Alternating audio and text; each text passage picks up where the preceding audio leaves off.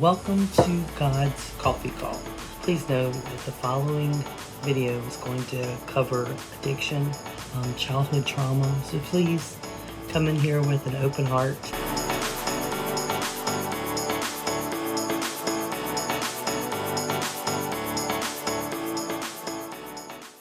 There she is. Good morning. How are you this morning? I'm good. I'm tired. Oh my gosh, you look so beautiful at 5:15 in the morning. That's what I want to look like. I got bleach stains. I'm just like fresh off bed. Here we are. Thank you so much for being here. I appreciate it. And Jessi and I sit in a room together all day long, but we don't necessarily always get to like talk. So I'm glad we can have a little girl talk. So can you hear me, Jessi? I can hear you. Y'all can hear Jessi?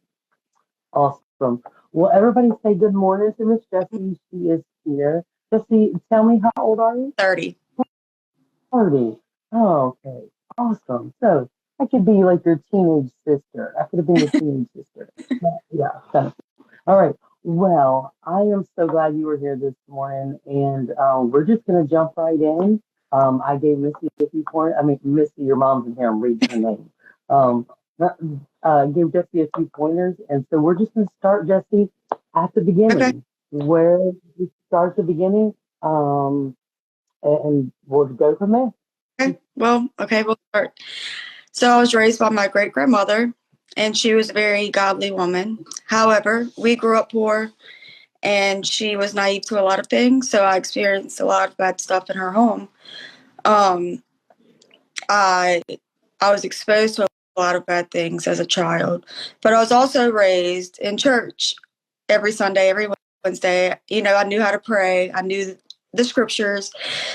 So I never had one of those just come to Jesus moments. I always knew, you know, but I think that a lot of my life I stayed angry at God because of the things that I had experienced. My story as a child is so full of broken pieces. I experienced sexual abuse. I experienced the drugs and the alcoholism from everyone around me. We grew up very poor, and along with me living with my grandmother, so did all of my other cousins and uncles and everybody. And I was the only girl, and I was the youngest. So I think I went through way more than what I ever should have, you know. And so I think that going through all that and knowing everything that I knew about Jesus and about God, I stayed angry at him. You know, I put all that on him. Like, why would you allow me to go through this? You know, why doesn't anybody love me? Why doesn't anybody protect me? You know, and I held on to that for a very long time. And so, Oh, I'm tearing up already, Jessi. don't do that. Oh, I'm sorry. No, I held on to that for a very long time. I think that a lot of the reason why I stayed in the addiction and the life that I lived for so long is because I had a victim mentality. Any small inconvenience that didn't go my way, it was like, oh my God, nobody loves me. Right. You know, I believed that for 27 years, that nobody loved me, and it was impossible for someone to love me, you know. I got introduced to drugs at a very, very early age. I was smoking cigarettes at 9, 10 years old. I had older cousins and stuff like that. They would just buy them for me, you know. Right. And by the age of 12, I was arrested from middle school and brought to juvenile detention. Then I was on juvenile probation and all that for years for having marijuana at school. And then I did not go back to school. My mom, I love her to death. I wouldn't be where I'm at today if it wasn't for her. But my mom, she battled addiction as well. And so it's definitely a generational curse. Her mom battled addiction. It goes down the line. And so I went through all that. I did not go back to school. Instead, I started just doing just crazy stuff at that age, you know. So you were 12? Like, what grade was that? Probably 7th, 8th grade? 7th grade. So you never went back. Okay. I didn't then. I did eventually go. Gotcha. But I was like messing with drugs here and there, doing this. But also at the time, when I was 9 or 10, my mom had my little sister. And I think that was a huge mark in my life, because it was like, nobody's going to hurt her the way they hurt me. You know, like I lived for that. And And it changed me in a lot of ways. So in a lot of the bad stuff I was doing, I was still there helping take care of my little sister. You know, my grandma had gotten her too. And so I don't know, it shaped me. It made me a little bit different, but I was still that hurt, angry child, you know. Mm. But in my head, if I could just protect her, then that would be okay because nobody's worried about me. Right. And so I lived with that too. And then I think I was around 13 years old, and two of my mom's old friends, believe it or not, old drug friends, my mom had contacted them. They were doing well, and they went and took me off the streets and brought me to their home and put me back in school. So I placed back in ninth grade. I was doing really well in school. I was doing everything right. I had structure. I'd never in my life had structure before. You know, yeah. Sorry, go ahead. I rebelled at first. I hated them for it. But looking like I appreciated it. A bedtime, like somebody to tell me I can't have a Coke after, you know what I mean? Like I never had that ever.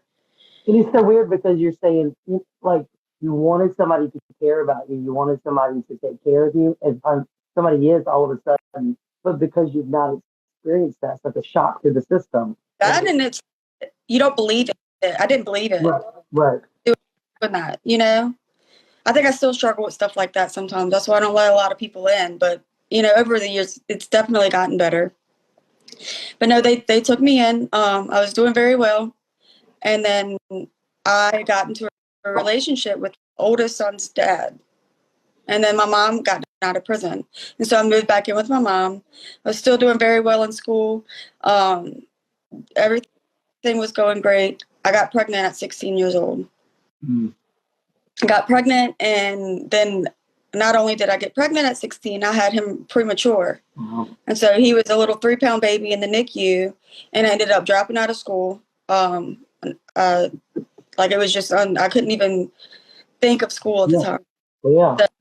So we actually I moved out of my mom's house at 16, and moved in with him. And I dropped out of school. Colton came home. I swore then I would never do drugs ever, ever, ever, ever. Even though I had done things in the past as a kid, like I swore I would never, ever be my mom, you know? And so my son's father, he started doing drugs, and he just couldn't stop. He couldn't stop. And so I left him. And I moved in with my older sister. Just all those years, just kind of like, I don't know, you know, but eventually I started fondling around with pills and Adderall and stuff like that. And up to this point, it's just been like weed, like just like soft drugs, I guess, with gateway drugs kind of. it wasn't. It was, but it wasn't. Whenever after I got expelled from school and stuff like that, I was doing ecstasy and stuff like that a lot. Okay. But other than that, no, you know. But then I started messing with the Adderall and stuff. Like people would give it to me where I was working. Then I got into a relationship with a heroin addict in New Orleans, and that wasn't even a drug that was around here at that time. You know? And so, but I got with him. I knew he was a heroin addict. I knew he was shooting up. It was the owner of the business, the restaurant's son, you know. Yeah. But in my mind, I can remember thinking, I can help him. I can help him. Yeah. You know? And I got with him, and it was crazy. I did not help him. I hurt myself a lot, you know, trying to fix somebody else instead of fixing myself. But no, after we split up, I got into my first car accident with my aunt and broke every bone in my body, just about every bone in my body. And after that, I got on pain pills a little bit, but that's when I first got introduced to crystal meth. And I mean, it just took me for about a full year, like just took me. Like I was this crazy person that I did not know. You know, Colton, I dropped him off to his dad's mom and just left. Like it was just crazy.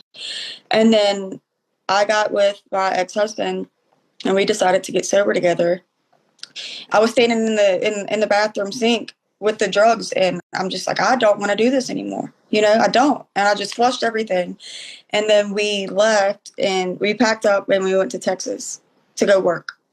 So we're working out there, sober, but not feeling our souls with anything, just like a dry sober, and that never works, Right. So we went out there, and I wasn't able to see Colton a lot. I was working way too much. I'm like, I can't do this anymore. I quit. I quit the job that night, put Colton in the truck, and was headed home to Louisiana. And that's when I got in the wreck, the bad wreck.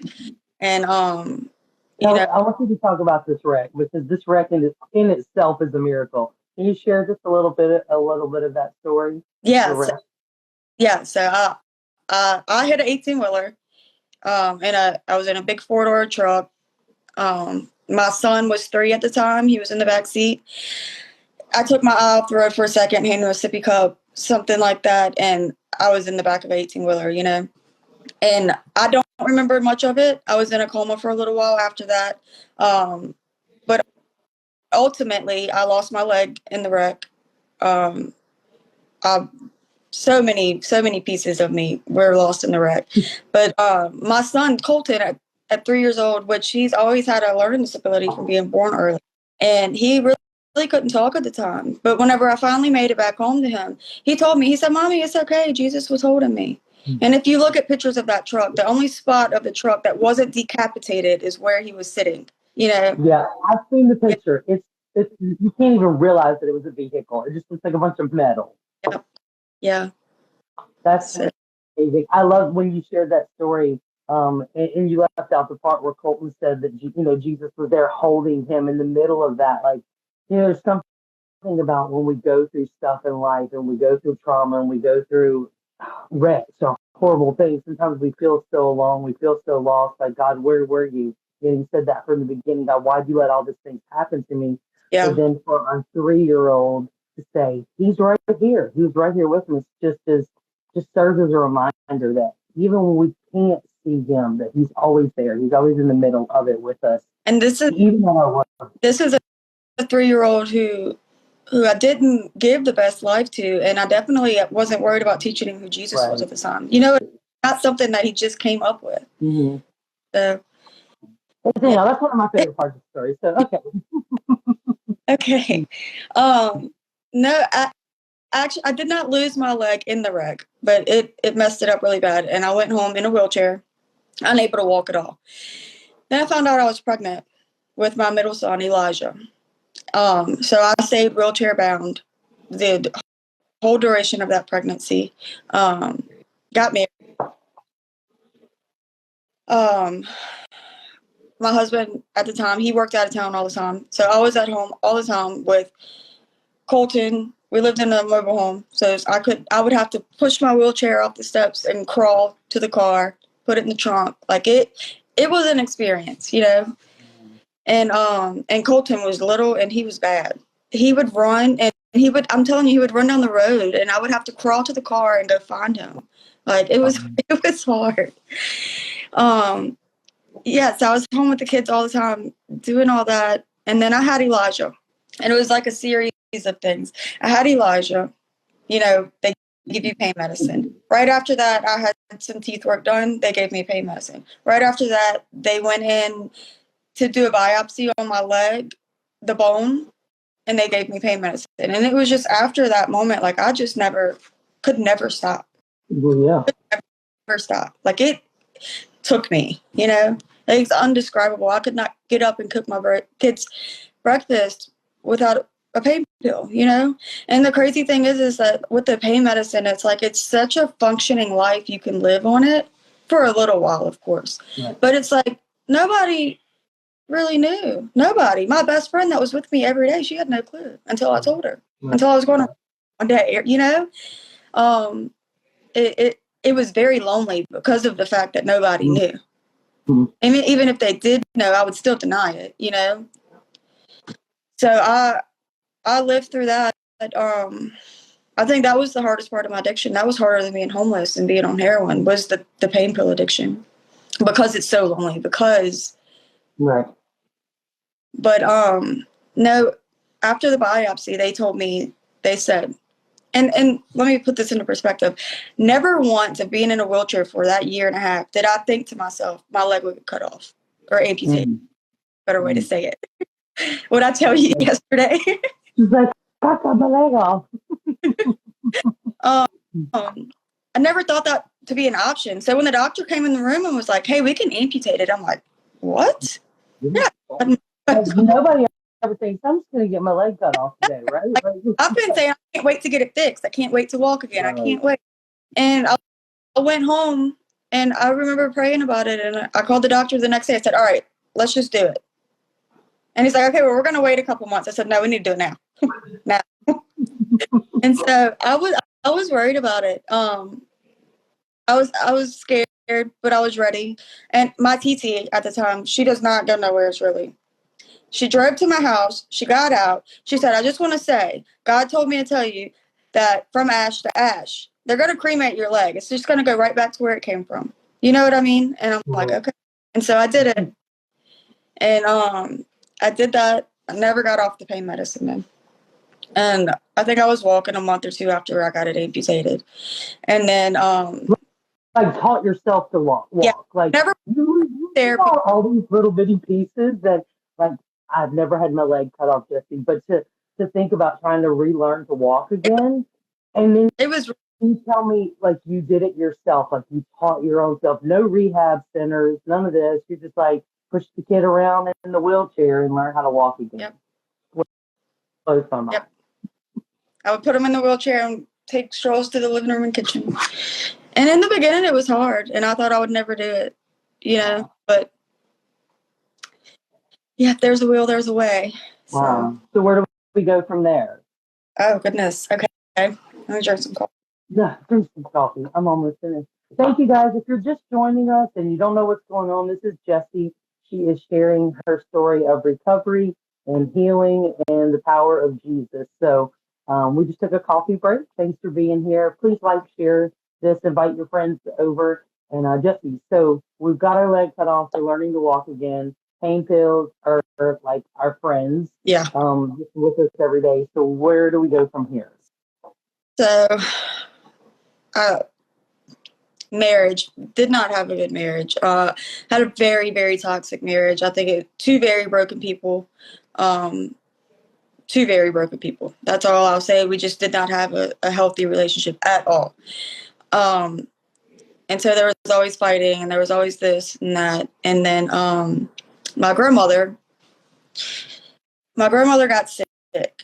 And it's not just like Jessi lost her grandma. People lose grandmas every day. You have to understand that this person, my grandma in my life was the only constant thing that I had ever experienced in my entire life. Yeah. Ever.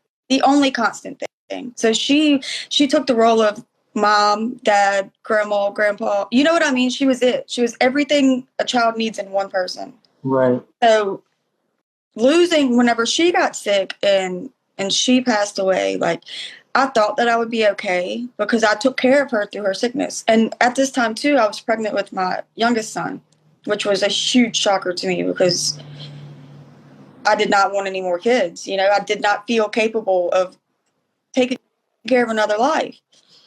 And but she got sick, and I went and I stayed and I took care of her until I had to call the ambulance to come get her because she was laying in her fluids at that point. And so I thought that I was fully mentally prepared for her to pass away because she was suffering, you know. Right. But the day of the casket, I broke. Like I can't even explain the feeling of that. Like, I'm like, nobody's ever going to love me. Like, no, I will never have another person unconditionally love me the way that woman loved me, you know? Like, it's just not possible. Right. I lived with that. And shortly after, I got a divorce. And I moved, got my own place, got a job, still doing the pain medicine. But I don't even know where it all went so wrong, you know?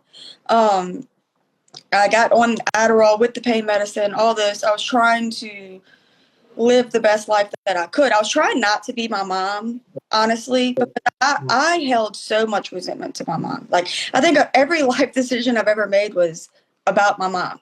Well, right.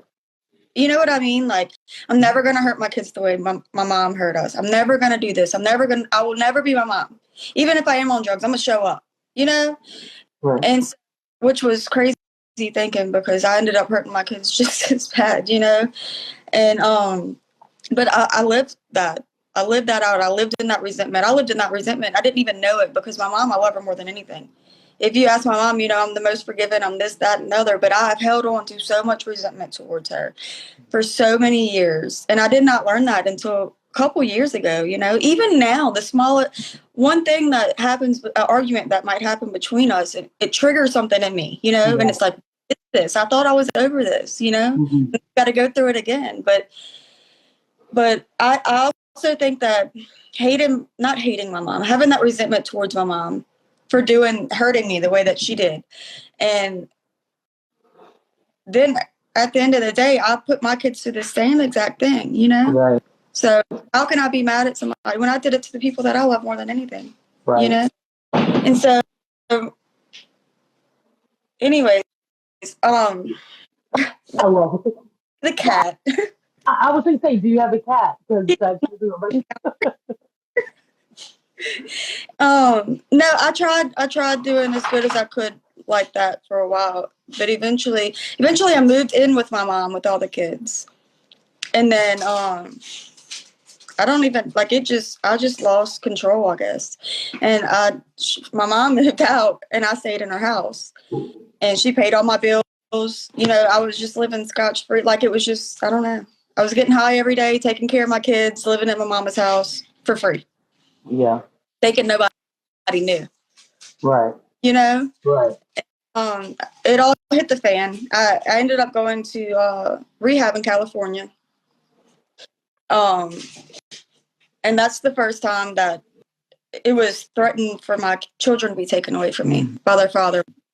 And so they put me in a detox center or whatever. When I got out, I'm like, I begged to get back with him because he had my kids, and so I did. And then I went to the rehab in California, and I came home. I stayed there for 90 days. 90 days, like that's a long time. I came home, and I don't know. I didn't do anything different. Like, I never surrendered my heart to God. I never, I was still angry at him. I was still angry at my mom. Right. And so I just started drinking, going to the bar rooms, working in the bar rooms, and leaving my kids with whoever. And ultimately, that's when my ex-husband took custody of my youngest two kids. Was a drunken night. And then I got in a relationship with this guy. And I told him, no drugs, just no drugs. I can't do the drugs. I can't be around somebody that does drugs, whatever. Well, eventually, our relationship was so toxic. Every relationship I've ever had was toxic, honestly. And, but he did eventually start doing the drugs again. And I got mad one night, and I'm like, well, I'm going to do it too, Like, that's so stupid, but that's honestly how it happened. Give me some, I'm going to show you. And it all went downhill from there. Once we and him actually split up, I wasn't actually living anywhere. I brought my dog and Colton to my mom and said, you got to, Yeah. I would come and go, but that's when I got introduced to heroin, was in that time period. And immediately it was like, I don't know how to explain it. It was like the best thing that I'd ever experienced in my life at that time, because it took all that pain away that I've lived with for all those years, And so it took me. I was only allowed to see my kids like supervised visitations. Colton, I didn't even have anymore. I was in and out of my mom's. I don't know how she put up with me. I really don't. But that was the darkest period of my life, was being a heroin addict. It got to the point I wasn't sleeping on the streets homeless, but I was homeless. I didn't have a home. Right. You know, and then I got into another relationship, and it was the scariest thing. I still have nightmares to this day. He was a very sadistic person, very physically abusive, you know, but he was also the drug dealer. So it's where I stayed. Convenient, right? Through it, yeah. But there was also this longing inside of me that, like, I felt like I needed him to want me there or something, you know. It's Well, I mean, it was the longing from being a baby. I want somebody to take care of me. I want somebody to protect me. Yeah. So we go from place to place to place, looking for love in all the wrong places, whether it be drugs, people, positions, money, whatever it is. Just looking to have that fulfillment within us to the point where we'll give everything we own, the most precious thing, our children, ourselves, our dignity. We'll give that all away just to somehow be fulfilled in the middle. And for a moment, like you said, in the moment, it takes all that stuff away. Right. But after that moment, then it's all just rushing back again. Right. Yeah. So, I'm sorry, go ahead. No, you go ahead. So where do we go from here? Like where does Jesus enter the scene? Where does this change begin to happen? It was desperation, honestly. I don't even know how to explain the feeling of desperation that I felt in that time of my life. I wasn't seeing my kids. There is no greater pain in the world than knowing your babies are hurting. You know what I mean? And to be the one that's doing it, and you can't stop it. Like, no matter how hard I tried, it was just chaos. It was like running around in a circle. Everything I did failed because I would try to do it while still having these reservations to be a drug addict. Yeah. You know what I mean? Yeah. And so if I could just get back to that functioning addict life, then it would be okay. Right. But that's not the pain fills the function. Right. But that's what God had in store for me. You know, it's like, you got to give it all. You got to give that whole life away for me to give you a new life. And I went, I don't know how, I remember there was like this week-long period of me feeling, I was never suicidal because I was too scared to hurt myself, but I would pray, God, just let me die. Just let me, please just let me die. Let the drugs kill me. Let somebody shoot me. Just let me die. I don't want to live anymore. I don't want to live anymore. My life is just too hard. And it was one night, like 3:00 in the morning, I was sitting in this house with no lights, no running water, rats this big jumping around, and I'm like, I cannot do this anymore. I texted my mama. I said, help me. She's like, you know, and I had done that to her before. So she's like, oh God, you know.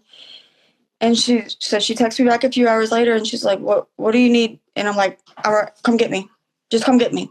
He's not going to let me leave. He's sleeping right now. Come get me. And so I snuck out, and I went to the neighbor's house, and she showed up with the police. And I was like, where are you taking me? She said, to rehab. I was like, okay. We went, but I didn't stay that time, you know. I've never shared this part of my story with anybody, but that where we was talking about feeling that need to be wanted, to be loved. I went to rehab, okay, and there was this guy there. I met a guy in rehab. I left rehab in Bastrop, Louisiana, walking with this guy, okay? And because he made me feel like he wanted, you know? And so I took all that attention and put it on him in the rehab center, which is, it's just crazy. But it was a need that I felt needed to be filled, and I didn't know how to fill it. And so I left with him. I ended up in Shreveport, Louisiana. It was a horrible, horrible situation. Horrible situation. I won't go into details about that. But needless to say, my mama and my stepdad had to drive all the way up there to get me from the hospital and brought me back to rehab. And after a few days of sleeping all the drugs and stuff off, I woke up, and I remember looking up, and I'm like, God, I can't do this anymore. I said, take my life and do whatever you have to do, because I can't do this anymore. I am going to die. Like, you've got to do something. Here's my life. I give it to you. I surrender. Just do whatever you do. And I think every chain started to break from that point on. Wow. Every chain. Every chain. The forgiveness in everybody's life. Like, my forgiveness towards God, you know, like it started to break. I started to see things. I started to see my kids again. I stayed in a Christian sober living home after that. And I learned how to become a normal human again. I got a job. You know what I mean? Right. I had chores to do, just little things that, you know, you don't realize what you forget whenever you're living that kind of life. And eventually I came back home. I got my kids back. You know, I don't know. That's awesome. So how's your life look a little different now? Like where are you at? I mean, I know you came home, got your kids a job. Like what does life look like now? Where are you doing and what's going on in life now? My life now, I never thought it would be, is full-time sports mom. It is. It really is. Sometimes I get so tired and overwhelmed, and I have to, God will send me a reminder, like, you prayed for this. Yeah. You literally begged for this, you know? Yeah. So, no, that's my life. I'm a mom. I'm living out a mom. You know, I never thought that I could be capable of doing that because a healthy mom. Healthy mom, yeah. Yeah. That's the sad part is, and my mom told me this before, I didn't believe it till I lived it out, but the spirit of addiction is stronger than the love for your children. And if you're a mom, you know how much you love your children. That's the strongest feeling that you know. Right. But addiction is stronger. It is because it does something chemical to your body. It changes all kinds of the functionings and the thoughts and the processes. And yeah, so I mean, I've never been addicted, and I mean to coffee, but you know, it's coffee kind of thing. But I can't even imagine, you know, like something being stronger than the love of a mother or a parent for your kid. But we see it all the time, and it's just so easy as I got in a car wreck and they gave me drugs and I got this and life's not going well, and you know, just this cycle that we find ourselves. But I love the first time you shared your story and you said I was just sitting in a house with all this stuff around me, and I was like, I'm done, I'm finished. And I think God waits for that moment that we come to an agreement with Him of going, this is the worst of my life. I want the better. And so just to see what the Lord has done in your life and how He's redeemed it. Jessi comes to work and works with me, and she's a delight, and she's just, I love it. I love seeing Colton went to youth camp with us, just seeing the joy in his life. Like you never would look at Colton even and be like, man, that kid's had a rough life. Like even the Lord's redeeming your children of those years and stuff. I think it's phenomenal. I'm so proud of you. Like I've only known you maybe 4 to 6 months, but just to see the growth even that the Lord has done in you, and just the realness, like the small conversations we've had at work in different places where you're just real. You're like, hey, sometimes addiction creeps up on you and wants you to run that race all over again. But I love that you're real with it and you keep it because you've lived it. It is life. It's not just this cute little heartwarming story to tell. It's a life that you've lived and a testimony that just is, I knew needed to be told, because even when you were sharing about like your feelings towards your mom, there were people commenting saying, man, I feel this. One guy's like, I'm crying in my coffee. I can so relate. Like people can relate to that. Like I had a great mom. I love my mom. I had a good life. But even in the middle of that, there were moments where I resented her. There were moments that I didn't like her. I didn't agree with her. And I can't imagine having addiction and drugs and trauma stacked on top of that, the overwhelming feeling that it must have been. But to see you and your mom now, like, just blows my mind. Just talking to her on the phone all day, and just, you know, yeah. It's phenomenal. We have anything last to share? Any final words? Well, thank you so much and let me tell you guys this: if you have enjoyed this story, you're going to enjoy Friday even more, because Jessi, I don't know if you know this, but your mom is my guest Friday. I did not know that. I know. We've been playing secrets. We've been doing things. So, guys, Jessi's mom is going to come tell her side of the story Friday. And I am so excited because, to be honest, I don't know anything about your mom's story except for she had a baby really young. That's all I know. Right. And so I am so excited to hear the other side of the story from your mom's perspective of being a mom in the middle of this, and then watching your child go through it, and just the redemption of the Lord and breaking generational curses. You guys are doing it. Jesus is doing it.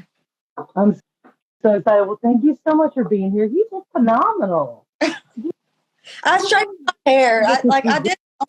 I told you you look beautiful at 5:15 in the morning. Thank you guys so much for being here. Again, if you have stayed here with us, wasn't that an amazing story? I love the work of the Lord that even when we get in the middle of life and chaos and things happen to us that we don't even have control over, that the Lord is still there. In the middle, you're watching this morning and you're dealing with addiction, you're dealing with trauma, you're dealing with hate, you're dealing with rejection, you're dealing with whatever, Jesus is right there. I'm right here. Message my inbox. We've got people with Celebrate Recovery who are in here, who are connected with us that can help you. We've got counselors that can help you with trauma. We've got pastors in here that can help you heal. Thank you so much for watching. And remember, Friday, Jessi's mom, Miss Missy, is going to be here to share her side of the story. And y'all, this is just the tip of the iceberg. Jesse's is just the tip of the iceberg.